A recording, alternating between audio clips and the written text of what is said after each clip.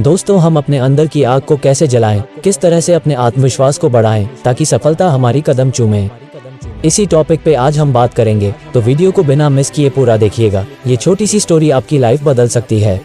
हमने एक बार एक व्यक्ति से पूछा, क्या कागज में आग है? उन्होंने तुरंत उत्तर दिया कि ये भी कोई सवाल है जनाब, बिल्कुल नहीं।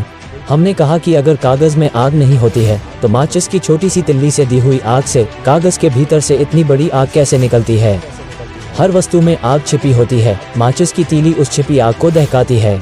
एक बार एक बच्चा स्कूल से लौट कर आया और वह अपनी माँ को टीचर से दी गई एक चिट्ठी दी। जब माँ ने चिट्ठी पढ़ ली तब बच्चे ने माँ से पूछा, चिट्ठी में क्या लिखा है माँ? माँ ने बच्चे से कहा, बेटा, टीचर ने चिट्ठी में लिखा है कि मैडम, आपका बेटा बहुत ज़्यादा बुद्धिमान है। हमारे पास ऐसा कोई टीचर नहीं जो इतने प्रतिभावान बच्चे को पढ़ा पाए। गुहार है कि आप इसकी प्रशिक्षण की व्यवस्था कहीं और करें। वर्षों बाद जब माँ का देहांत हो गया, ये बच्चा जो अब एक बहुत मशहूर वैज्ञानिक बन चुका था, माँ के अंतिम संस्कार के लिए आया।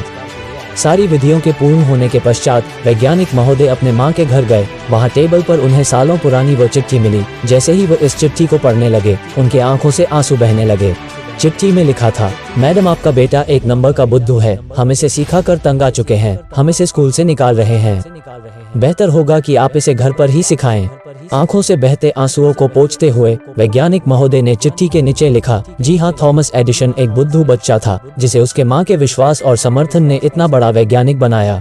दोस्तों, हर व्यक्ति में एक विशेष योग्यता और हुनर की आग छिपी हुई है। यदि विश्वास करने वाली कोई व्यक्ति माचिस की वो तीली मिल जाए तो हर किसी के भीतर की आग बाहर निकल आए और विश्व कल्याण हो जाए। दोस्तों, ढूंढिए किसी ऐसे व्यक्ति को जो आप में विश्वास करे, या बनिए वो माचिस की तीली जो किसी के भीतर छिपी उस आग को दहकाए। दोस्तों, वीडियो पसंद आई हो तो वीडियो को लाइक कर दीजिए और हमें मोटिवेट करने के लिए चैनल को सब्सक्राइब कर बेल आइकॉन ऑल कर लीजिए ताकि हमारी नई वीडियो सबसे पहले आप तक पहुंच सके। धन्यवाद।